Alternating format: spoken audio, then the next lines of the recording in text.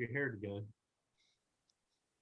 All right, we're live on Facebook. How you Hi, doing, guys? Good evening. Good evening, everyone. What's up, Evening. Richard, David? How are you guys? Good. I mean, well, as good as can be. Right. Trying to make things, Actually, understandable. Yeah. What's Greg, up? that's a good point. That's still a loaded question to ask, isn't it? Still a Absolutely. loaded question to ask. Absolutely. But I'm happy that, I was just on a meeting with some, close friends and colleagues. We'll mention who, and they're like, "Hey, man, so happy you guys are still doing this." And I want to thank everybody that's joining us today. We are going to be speaking later to the executive director in Armenia of the Tufenkian Foundation and what they're doing, and the trials that they went through, as many other NGOs, obviously, from the diaspora have gone through post the war and the current situation. We're also fundraising for them right now. So as this episode progresses, if you go ahead and hit that donate button down below, and contribute however much you can, it's it'd be an amazing way to kind of pass the time while we're digesting the information that we're going to be bringing to you shortly. Raffi is going on midway through the episode, so stick around with us, and you'll be able to see him join. It's a little too early with the whole daylight savings time and the time differential between us and Armenia.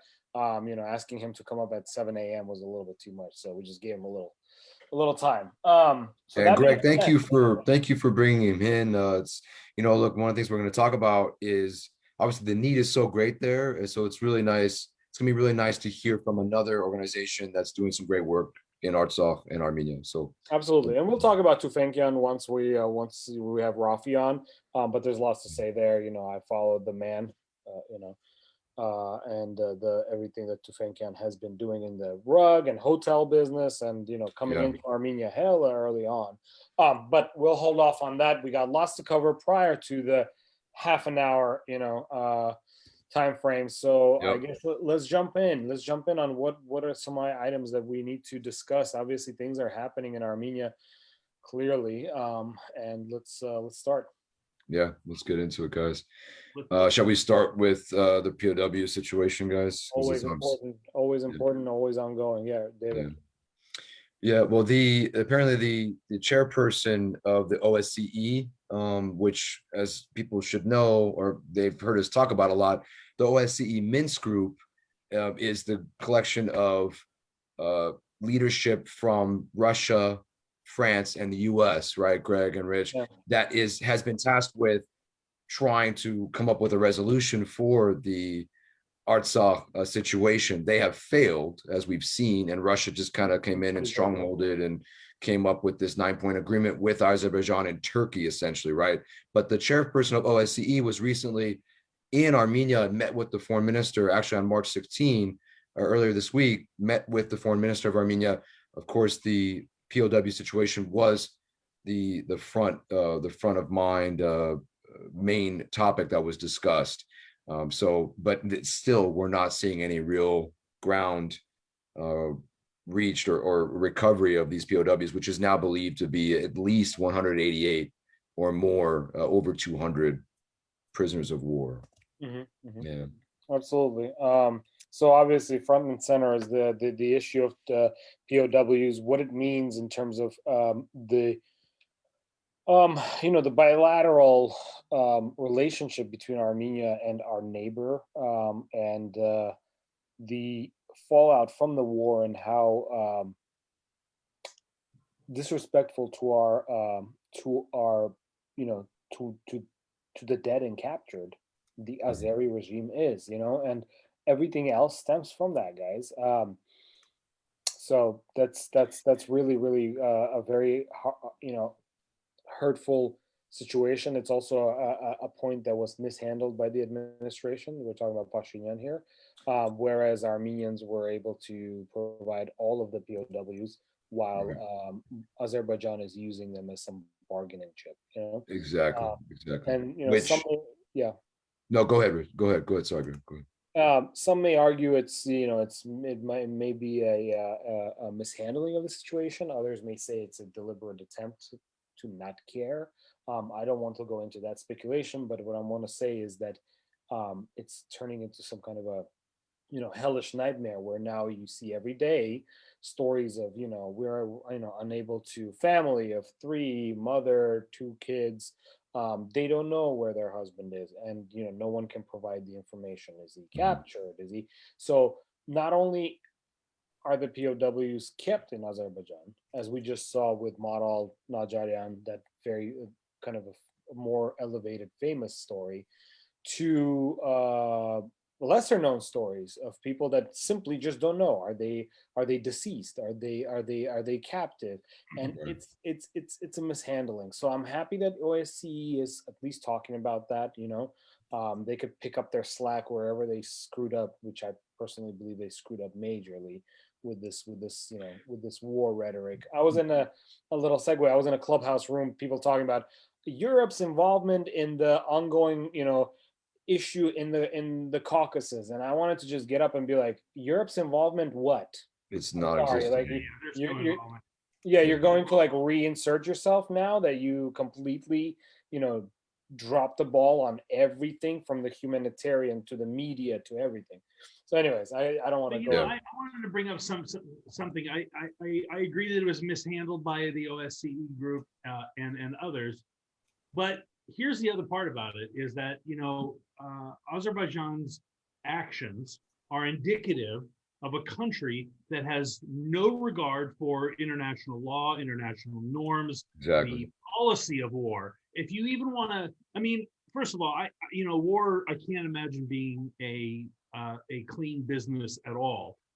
Certainly, lots of people make a lot of money off of it, and they even have conventions to showcase weapons. And people go in with a big purse and buy a bunch of weapons, and for obvious reasons. But this country is behaving in a way, and the reason that so many of us get so wound up and call out genocide during these kinds of times is because they're behaving in a way that suggests they don't care about the population that's there, and they are exhibiting these signs of genocidal behavior, and so that's why we call it out. And that's evidenced by the fact that they're not sending people home. They're not participating in a way that would suggest that they even want to work with the international community. Yeah, Rich, you hit the nail on the head right there. And actually, this is where, and you just shared the article a moment ago, where the Armenian human rights defender, the ombudsman, has actually brought all this to light once again, and actually made a 7-point statement about what Azerbaijan is doing and how they're treating the prisoners of war. We've shared the link there, but just to touch on a few of them, they're artificially delaying the release. They're abusing legal procedures. They use the issue for political purposes, like you mentioned, Greg.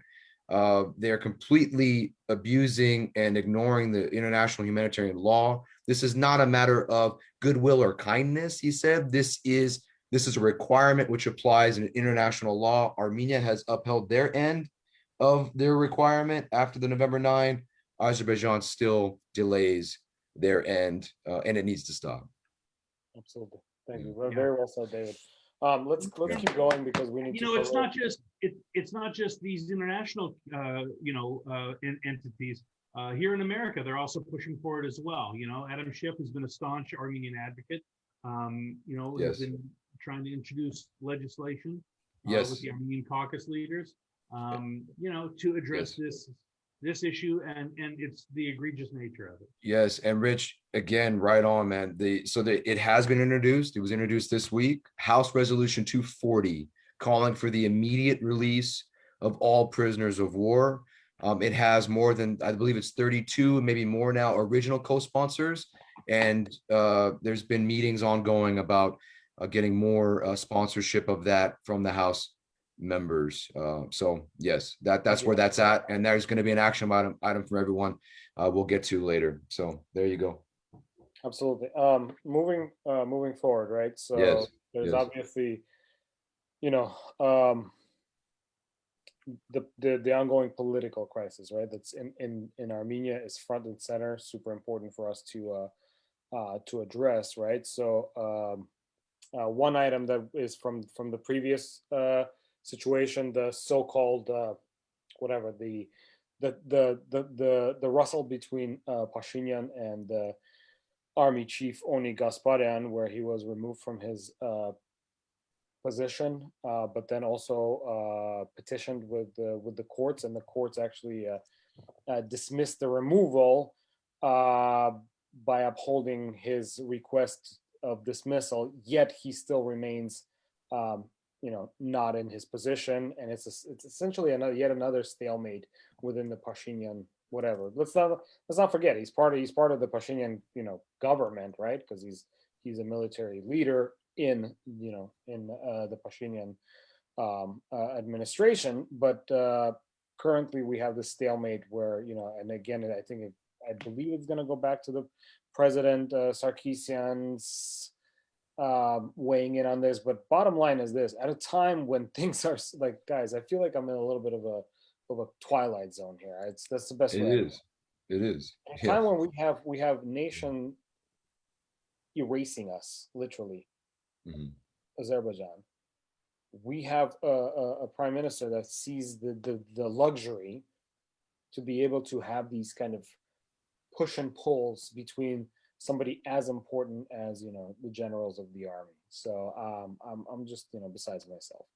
That being said, yeah, Greg, the analogy, right, would be as if the Supreme Court said no, he's staying, but then no, the executive branch is keeping him there, right? Yeah, well, keeping him suspended while the Supreme Court has reinstated his ability to continue on. Right. Thank you.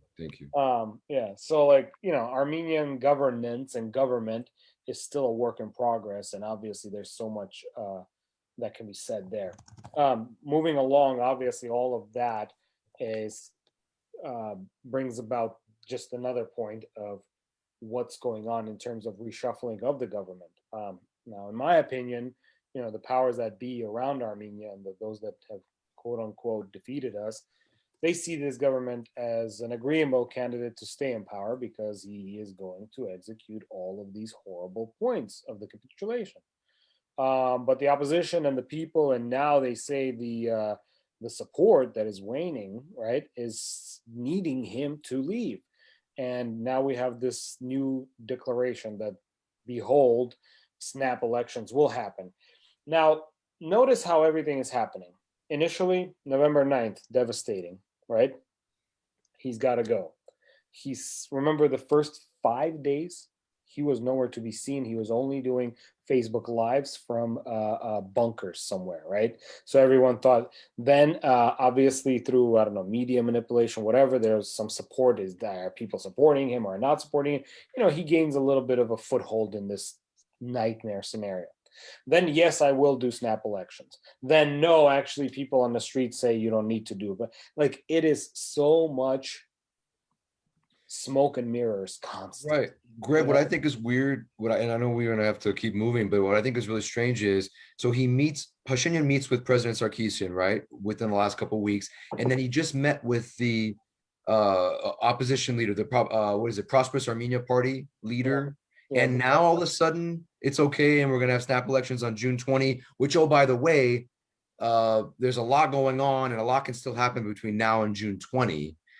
So it's just really, I think it's really strange how now all of a sudden, after those two meetings, it's okay, whereas before it wasn't. I think that's very strange. I don't know why. Guys, look at what you always need to keep the eye on the focus on the target. We are being thrown around. Yes, elections, no elections. I'm not going to give a piece of land back. Oh, sorry, this village has to be given. There's going to be discussion. Oh, no, I already signed the capitulation. This is the people's movement. Oh, the revolution is over. This man is operating in constant oscillation. And what's that doing? It's a push and pull where we don't have a second to compose ourselves and understand what do we all need to do. And in reality, it's pointing to a very failed government. Okay. Yeah. And look at what happened to Armenia Fund alone. That's something we'll one day dedicate some time to understand, right? There are even if some of the theories are true or not, already like this fund is becoming super discredited. You know what I mean? And don't forget that that was the one thing that he ran on, is that $100,000 embezzlement of the credit card of the previous administration, right? Right. So David, to answer your question, yes, like it's like, why now? And as a matter of fact, actually, to those listening, it doesn't matter. June 20th is like a lifetime away from here. Yeah, it really is. So him needing to step down as the opposition is, and by the way, like the opposition, however disorganized it also is, not all parties want to stand for those elections. Some say they will, some say they won't. It's the continuation of like this disassemblement of a unified Armenian response to this most tragic scenario in our right. And Greg, Rich just showed it. The opposition expects the complete dissolution of the legislature within 10 days. This is as of March 15. So now 7 days, right? So 6 days, because it's already morning in Armenia. They expect that, but wait a minute, now there's snap elections June 20. It just shows you, like you're saying, like there's so much going on. It's craziness right now over there. What's happening? He wants to confuse you all the time. Okay. Yeah. Well, I mean, he wants that, but then, they're calling for his resignation and his entire legislature, right? Yeah, and even I believe Levon Ter-Petrosyan recently mentioned the first president of Armenia. Right. Again, not the most credible individual in my opinion as well, right. but nonetheless a figure in our history. And I can tell Richard's already like, Jesus Christ, my people need a break. Listen, can we back up for a second? I think we all need a break. I think we have all been running at 11. We started even pregame in this conversation talking about some of the things that happened during COVID for most of us. And, the Armenian nation, not unlike the rest of us, we have, there's COVID, there's financial upheaval, there's job upheavals, there's social upheavals, there's the lack of being able to get a hug from people. There's certain root level connectivity issues that human beings have to have. And we have been deprived of that for a year. But on top of that, most of the Armenian nation, the diaspora specifically, have been thousands of miles away from an absolute existential crisis that is manifest and not just put on us verbally through the media and through noise coming through different channels, but they're literally coming after us. They are literally hunting us in the Bay Area and in Paris and in Moscow and in many other places around the world. Just simply being Armenian is a threat. Like we are an endangered species who's being hunted. And so we have a whole other level of angst and anxiety and frustration. And these people are capitalizing on it. And when I say these people, I mean the Turks and I mean the Azeris. And so everybody who's an apologist for a government that isn't standing up and taking care of business, they are not my friends. And I have nothing good to say about any of it until I can get some verifiable proof that they're actually going to stand up and try and preserve this nation. Because I don't know about you guys, but I know for me, it's one of the Armenian nation as it is this it is a place. It is very spiritually important to me, and so the level of frustration that is just being compounded on a daily basis. We as human beings, we have a breaking point. I don't know what that is, and I hope I never get to it. But sometimes I feel like I'm edging closer to it. But the bright at the end, the light at the end of the tunnel, as we're kind of exiting this pandemic, hopefully, and also the nightmare that has been pushed onto us, is we noticed that there are those NGOs, there are those volunteers, there are those people, for example, like the folks that we're going to talk to today, that are still on the ground, and they're providing that level of support that we can from diaspora. All are we here at Arach Media trying to spotlight, right? It's regardless of what we thought of the revolution, regardless of what we thought of Pashinyan then, before, we're clearly presenting to you this anxiety that we're right now in without a direct path forward. Right. And guys, without anything. This is really, really great segue and great. I always catch myself saying more positive sounding words, but it's a strong segue to the whole thing that, by the way, while all this political turmoil is happening, there is actually real threat of renewed war. Yes. We touched on it a week ago, I believe. There was a Greek City Times article. We'll probably keep touching on it. But by the way, and you guys remember, I shared this with you a couple days ago, CivilNet reporting Russian peacekeepers have expanded their presence. Hold up, not in Artsakh, guys, not on the eastern border of Armenia, on the southern border in Sisyan, the southern border of Armenia. The Russian peacekeepers have expanded their presence there. And why is that? Greg, Rich, why are they doing that? Because at a time when we are being said that, hey, it's time for peace, you got Azerbaijan staging another 10,000 soldier and 100 vehicle, armored vehicle, whatever, parade, as I want to call it. Military exercises. Yeah, military exercises. But they've loaded troops on the southern border. Mm-hmm.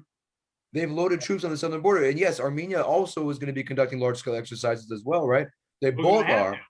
Right. They both are, but there's war rhetoric, right? We'll have to get into more of this later, but like it got real. It got even more real, in my opinion. And like we talk about, you guys both touched on it, existential situation, existential crisis. It got more real when, okay, wait a minute, Russia has now beefed up their presence, not in Artsakh, but right outside Armenia proper on the southern border with Azerbaijan. So, well, actually, the southern border is Iran, right? So anyway, the threat is there they're going after Sunni. They're going after the southern province. The threat is there. We have to be aware of that. Greg, you've been saying it for weeks and weeks. Yeah, I hate to say it, but you know, I hate to say it that we told you so, but you know, I think speculated that the way that Azerbaijan conducted itself throughout the war was such that there would be a ceasefire, they ignored it. There would be another ceasefire, they ignored it. And I just believe that this is just another attempt for them to, you know, this is strategic. This has nothing to do with like really ending war. Like this is all strategic to take this. Of course. Well, and they see how disorganized Armenian politics are right now. They see how chaotic it is. This plays into their hand. Exactly. And that's why I'm trying to understand, like, why at a time that we are facing such a crisis, we in the diaspora or in Armenia have the luxuries of like, I believe in this guy or that guy. No, man, I believe in the one that's gonna, you know, stop the, you know, the bleeding. You know what I mean? Like, put a Band-Aid on the wound. I don't know. It's been a long time since many of us have been able to go to a bar and hang out and just have a beer with your buddies. But if you can recall going to, let's say, a bar sometime, and if there was ever any friction with you and anybody else, or your party and anybody else, I don't care about the guy who's sitting at the end of the bar who's got a big mouth, who says he's going to have my back. I care about the guy who's standing next to me, squaring off against the guy who's coming at me. That's the guy who I want next to me. It's the guy who's really ready. And Russia's ready.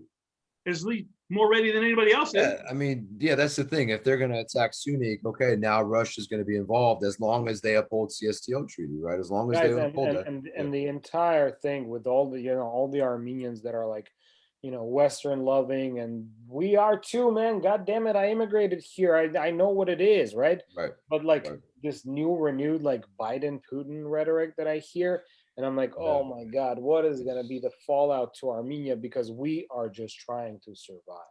Yeah, it's not helpful for because Armenia. it's not. It's and you got to understand that Turkey and by proxy Azerbaijan are with DC. Sorry, man. We just gotta pay them. They are. Over and over and over. I will share that in congressional meetings. Every member of Congress we've met with, this is through the Assembly conference this last couple of weeks, they have all recognized how bad an actor Turkey is. But when it comes down to it, how much control, how much impact can they make on policy? Who knows? Rich, sorry. I'm going to call bullshit right now. David, I'm sure you heard that. I'm sure they wanted to project that to you guys. Why? Because you're in an Armenian related group. Yeah. Yeah, it But could be. I It could be. promise you that if there was a Shell executive there sitting next to someone from Azerbaijan, they're gonna sing a completely different song.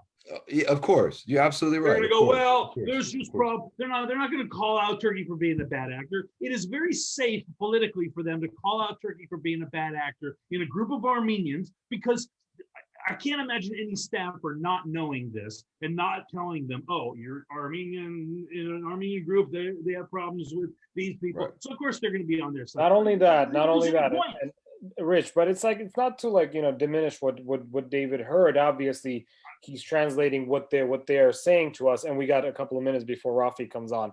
But the point is, there's always that big guy in the room called the DOD, That's the thing. Department of Defense. And these And members of Department of Congress have no control over that. That's all executive branch. That's all State Department. But Well, I yes, mean, yes. David, if we're gonna like wax poetic now, like technically, if they care enough, they do, because they have the, what do you call it, the power of the purse, right? That's what Congress is for. However, do they really care about Armenia and this global power struggle of Russia versus Right.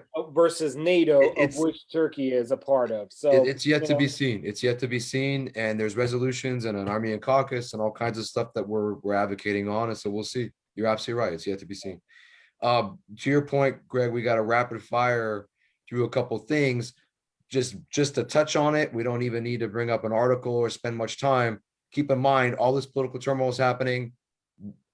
All this is happening. And while this is happening, the current administration in Armenia is cutting the budget to the Human Rights Defender's Office after some of the most egregious human rights violations that continue to happen, and the worst capitulation and the worst military loss in the modern history of Armenia. That is very, very alarming and concerning. I would just like to say, and people not need to to be aware of mention, that. there was a floating of the reduction of the military budget as well. So That as well. that as well. And here's the funny thing: like whenever it fits, the argument is always, well, maybe, I don't know, the economy's doing poorly or this and that. But then whenever you need to bolster your reputation, they're like, oh, the economy's never done better than under the past 2 years. Well, which is it, man? Like, is it bad? Like, what's going on? Like, you know what I mean? And why are you cutting these very, very important offices? Also, lastly, right, we should definitely mention, because this is, every time people are like, well, when I'm on these forums, when everybody wants to be like, hey, peace in the Caucasus. Well, peace at what cost, right? At the cost of the erasure of your existence. Roll tape to the, Aliyev trying to, erase Armenian scriptures on the Armenian monuments and bring it back to the Albanian form. And then also the destruction of Kana Jam, or the Green Church in Shushi, which we saw. And I don't know if we have that queued up. The photograph shown side by side, and it's like a deja vu for me between the happened. That was on the Ospredes article. That was on the Ospredes article about Aliyev. Rich, if that's easy to pull up. If not, we could just share it. Yeah. Right. And what I was saying about the deja vu, the horrible nightmare, is the destruction of the new Julfa Khachkars. Thousands of Armenian Khachkars bulldozed with a bulldozer and build a military base on it in 2006. You know what I mean? Right. And the world kind of just sat by and watched that. And here we are yet again. Okay. Right. So when folks talk about the need for peace, I also need them to understand that there's a need for the survival of my culture. Okay. Absolutely. Yeah, there it is. Sad story. Been to Shushi a bunch of times. Yeah, there it is. I hope I'll be there again.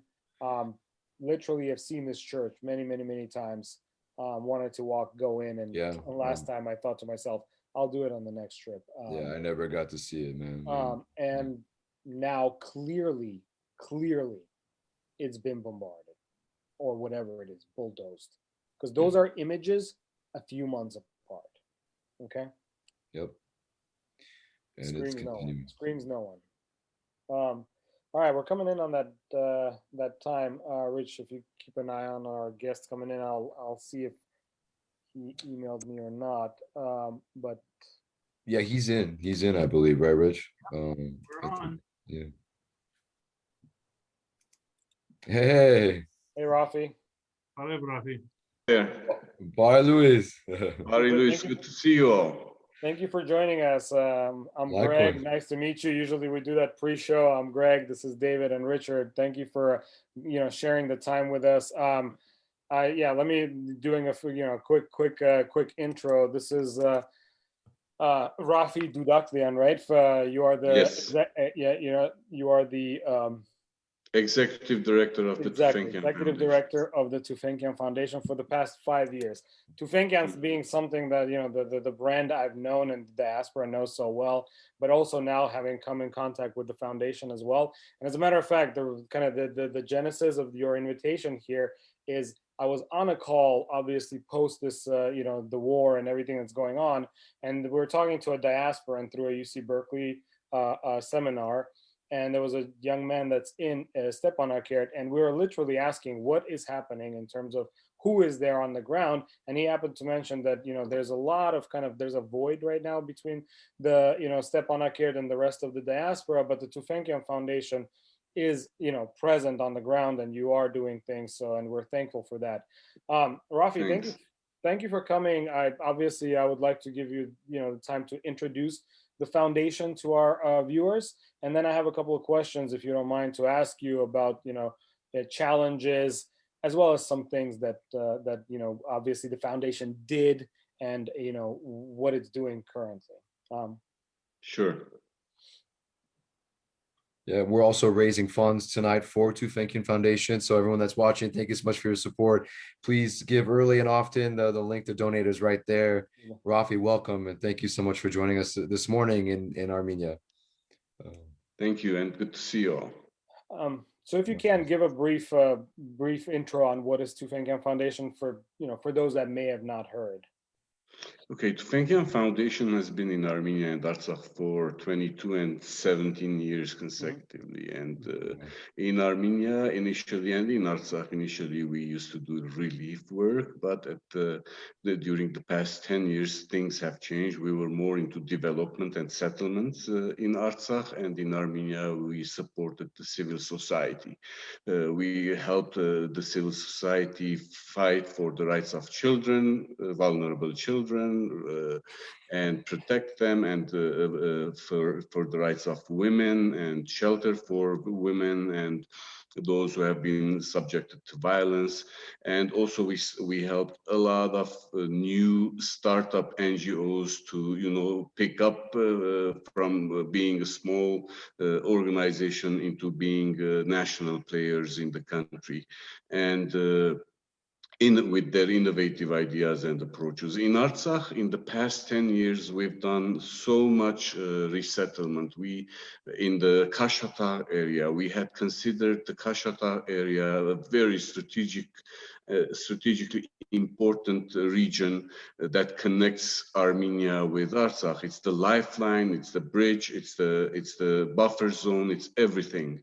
It's the blood-taking veins between Artsakh and Armenia.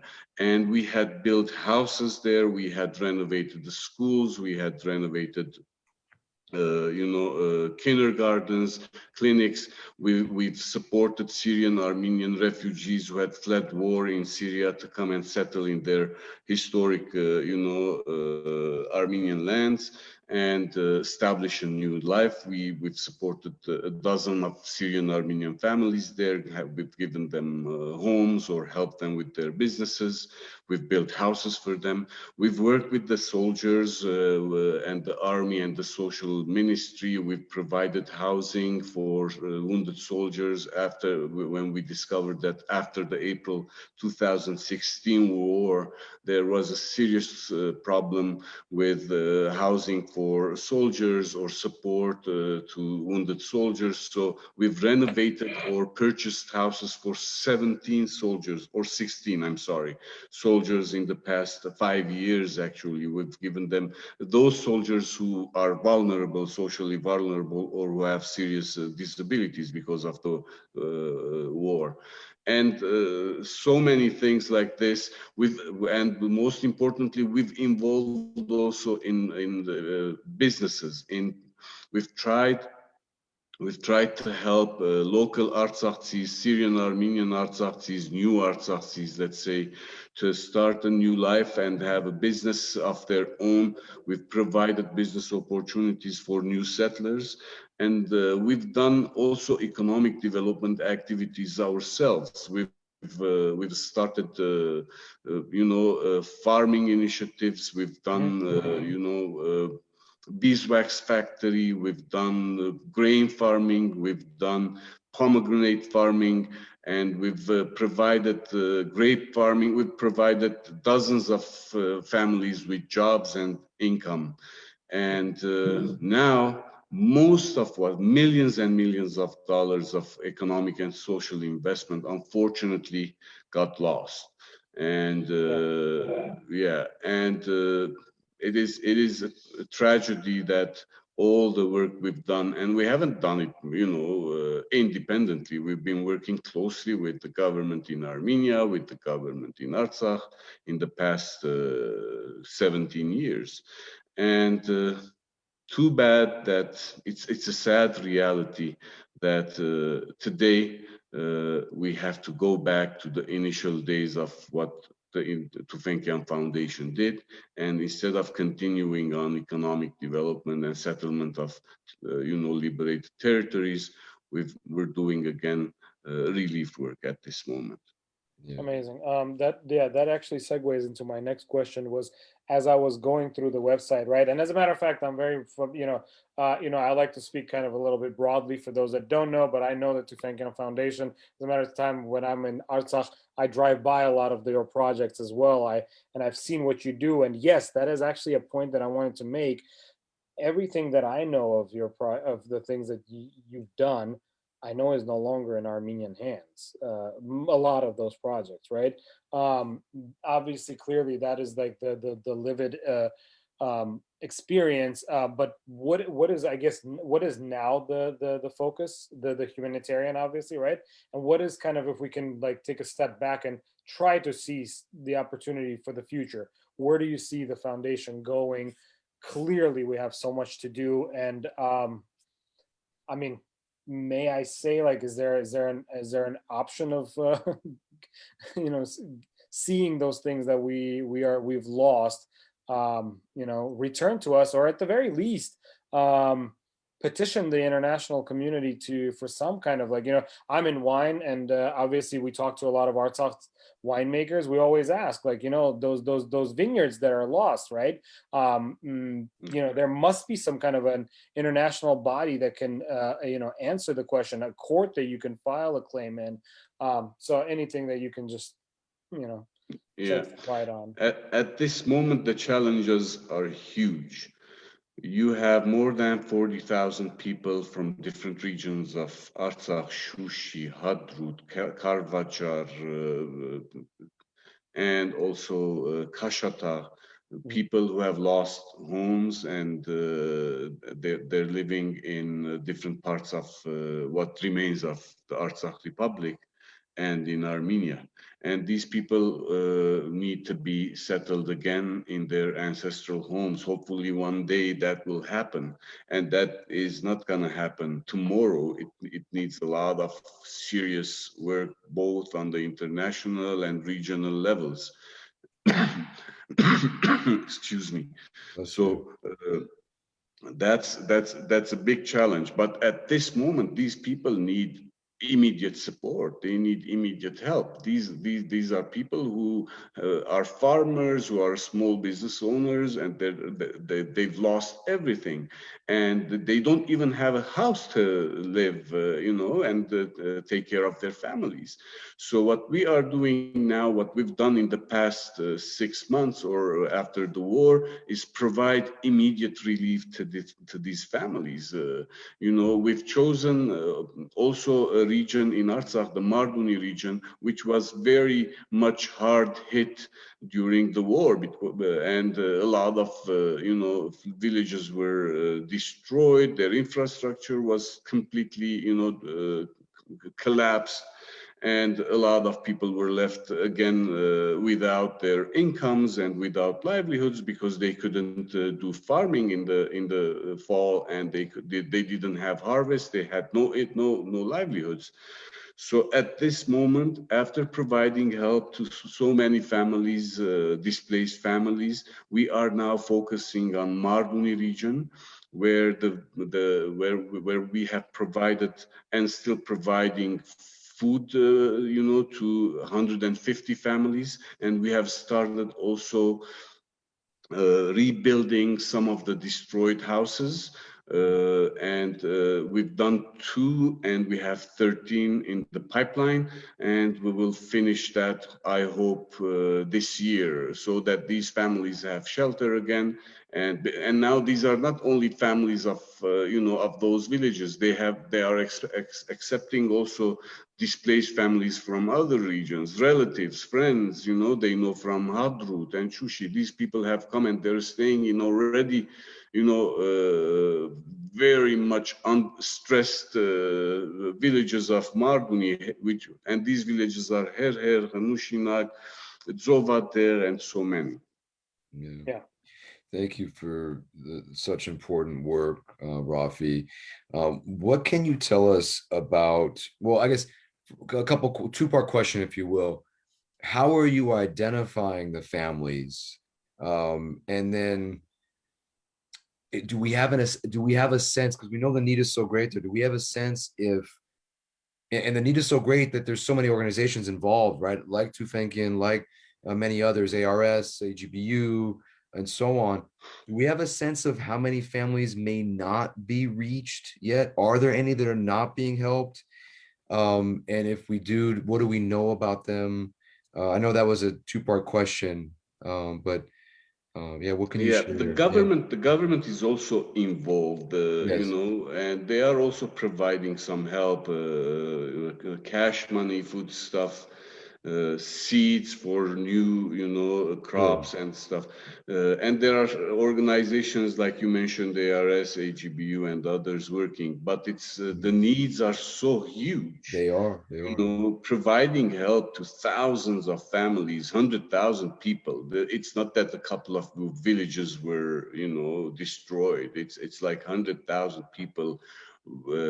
Their lives were completely changed after September 27, and this was a war of this region hasn't seen anything like that in the history, and whatever we think of how the war was conducted or whatever happened, but this was unprecedented, and the damages were also so huge, and the people's lives were so much changed that it will take us a decade to go back to normal again.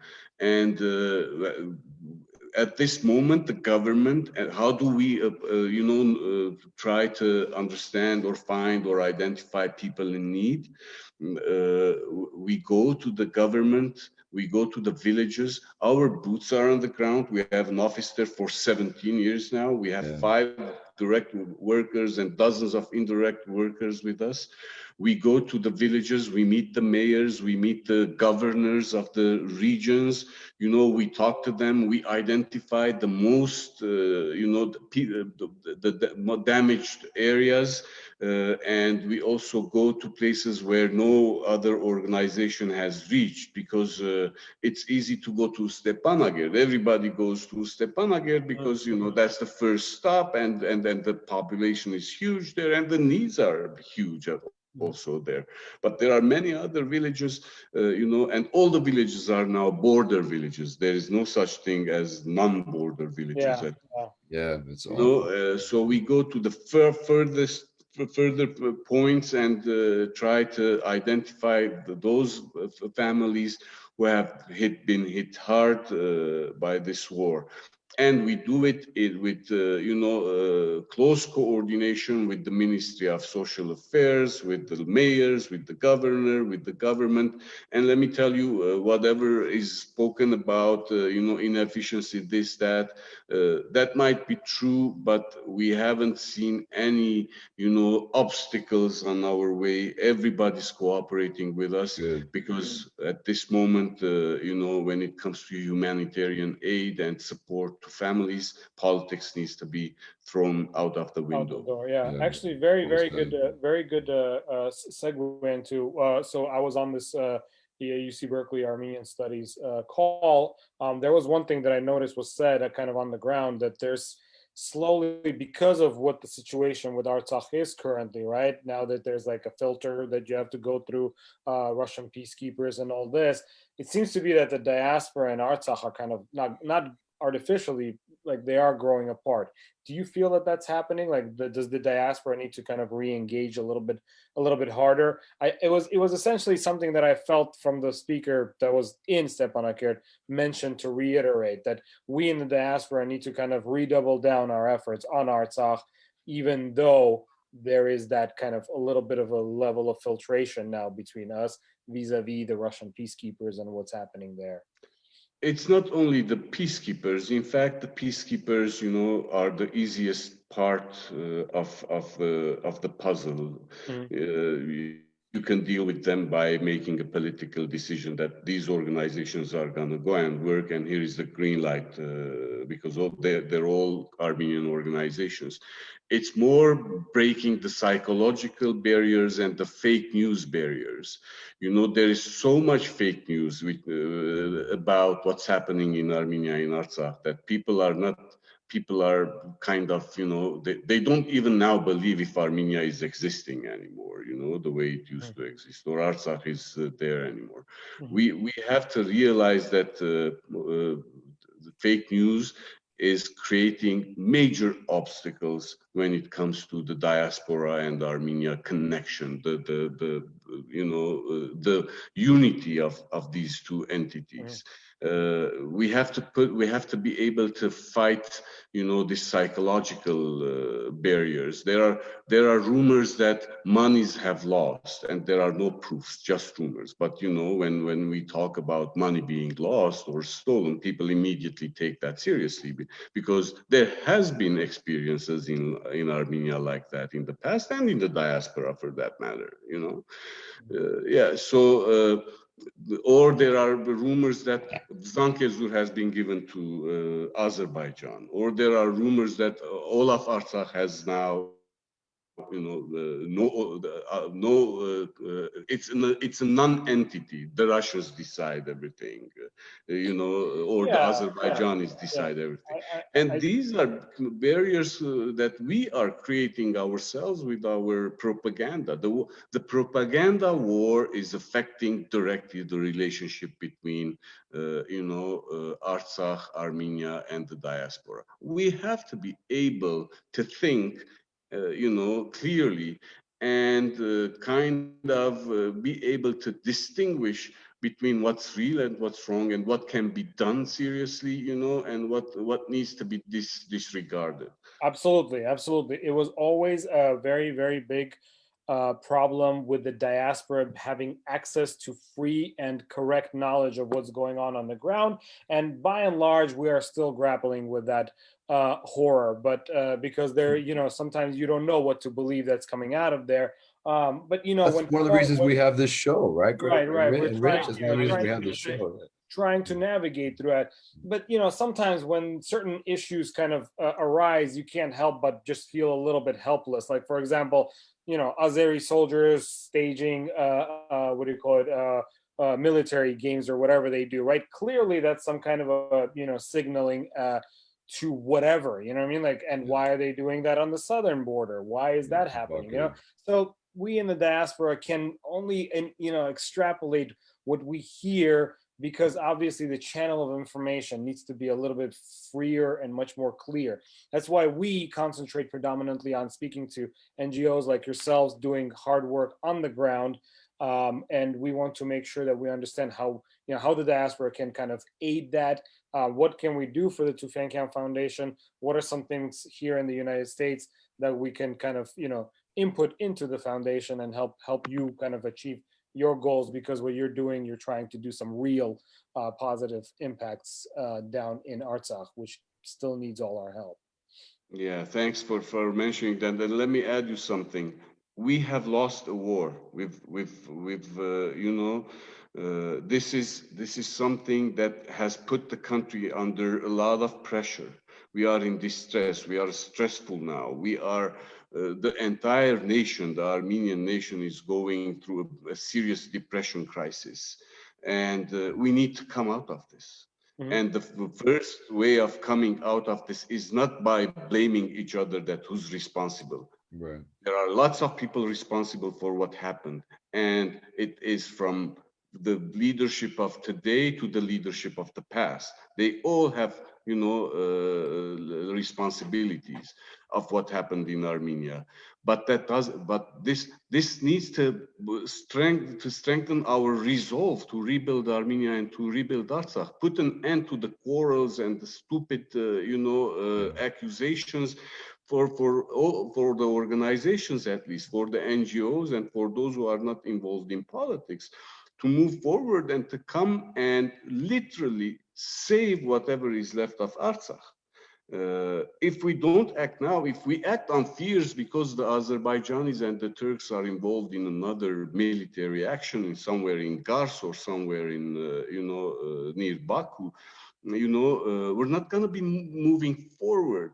Countries are not built on fear. Countries are built on resolve, and we need to strengthen our resolve and move forward and stand up on our feet again. Yeah. Well said, Raffi. Well said. Yeah, Rich, we had a donation come through, right? Yeah, we did. I just wanted to give a quick shout out to Anush. Thank you so much for your donation. We really appreciate it, and we encourage more people to do it. So. Yeah, right there. The button's right there. Thank you. Raffi, very well said. And Greg touched on it, but how can we in the diaspora and around the world, not just here in the US, not just in the San Francisco Bay Area where we're based, but how can we be the most effective in helping you and helping Tufenkian on the ground right now?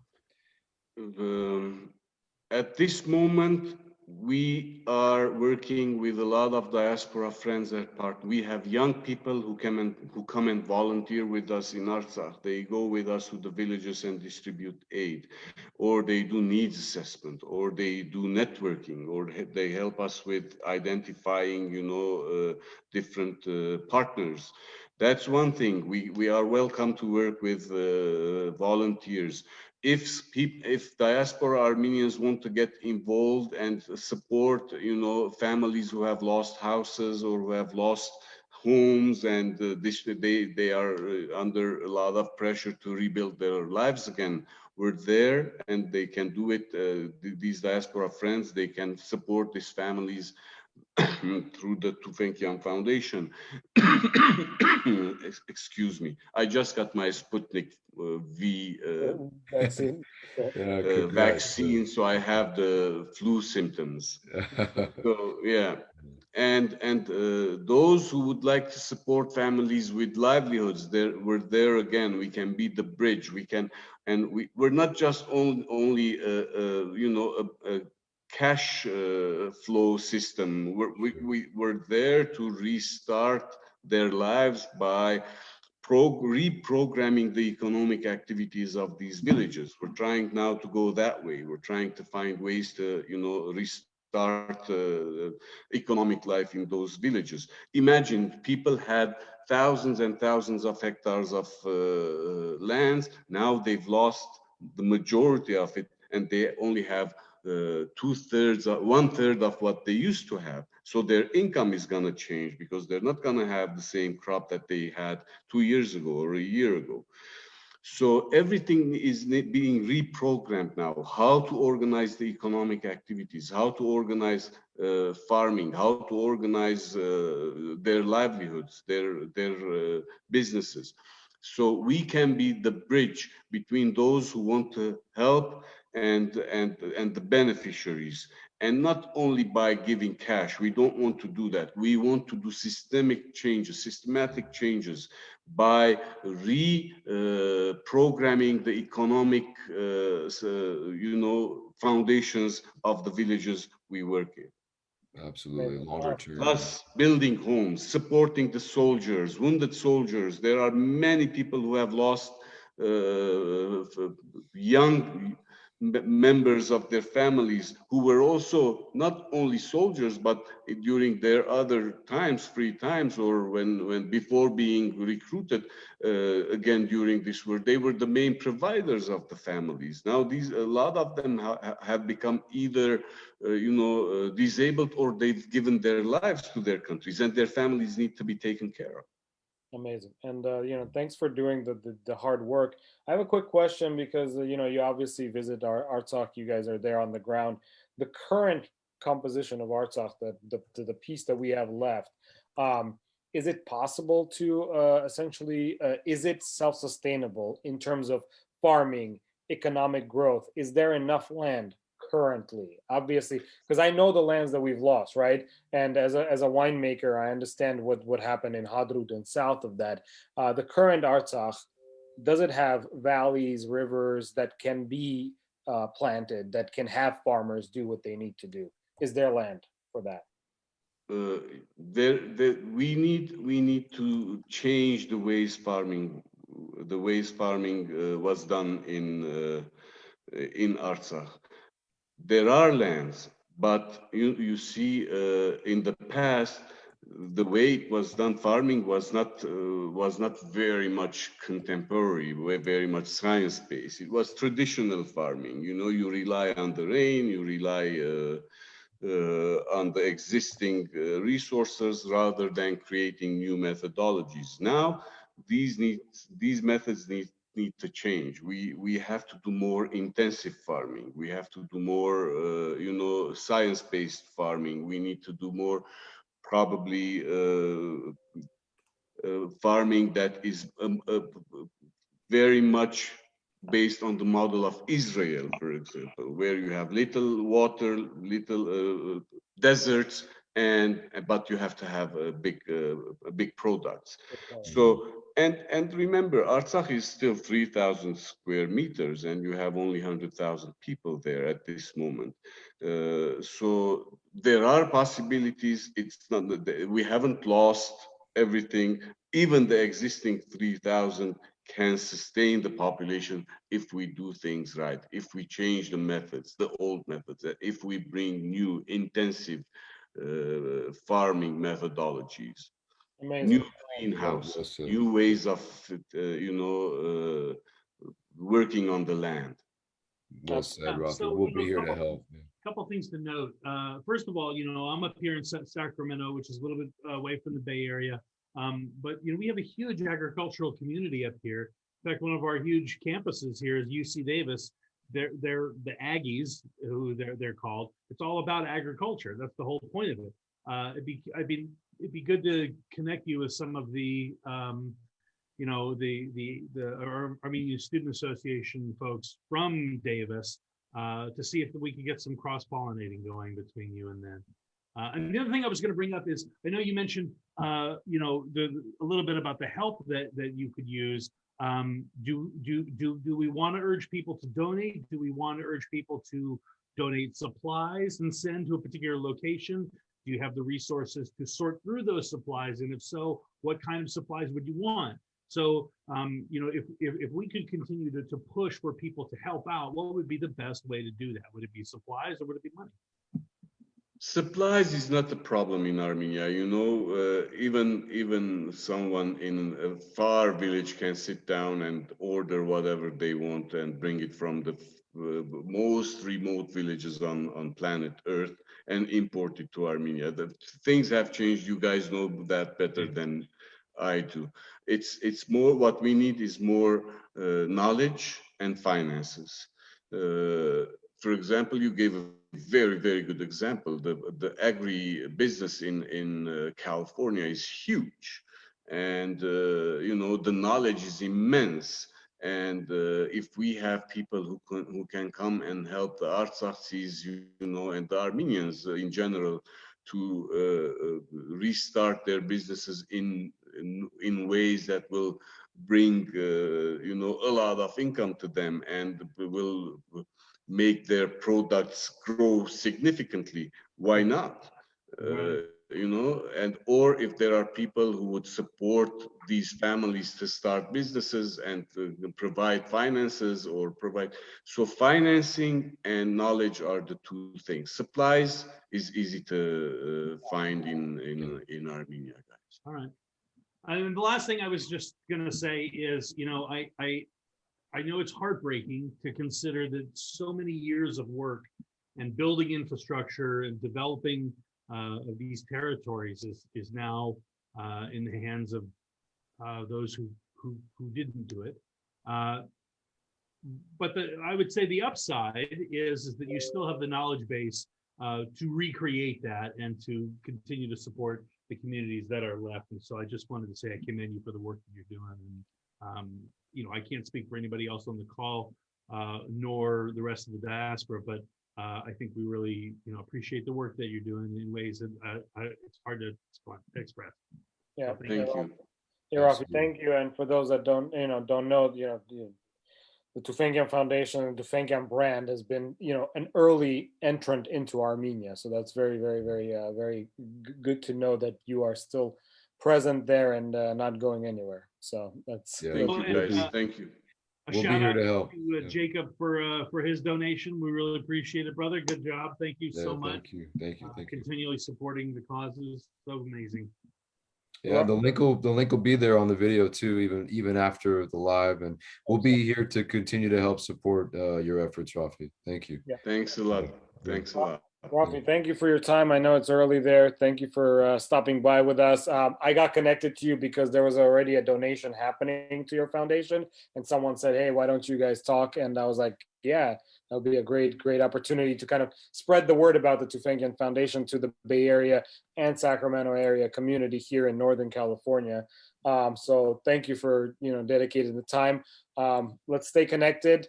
We'll keep talking more about Tufenkian Foundation and what you're doing there, and obviously encouraging people to continue supporting financially and doing all we can here in the diaspora. Thank you, guys. Much appreciated. Thank you so much. Raffi, appreciate it. Take care. Bye, Raffi. Bye-bye.